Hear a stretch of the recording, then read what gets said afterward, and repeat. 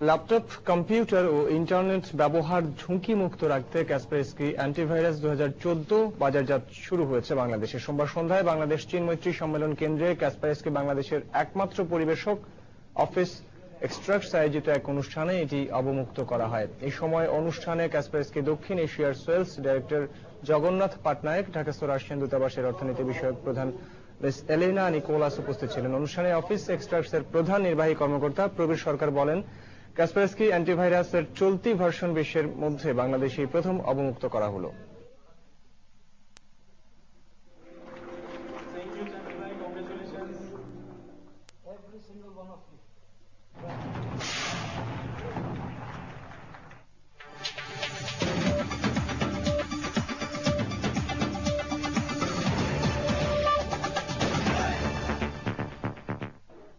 মিশরে মুসলিম ব্রাদারহুডের শান্তিপূর্ণ বিক্ষোভে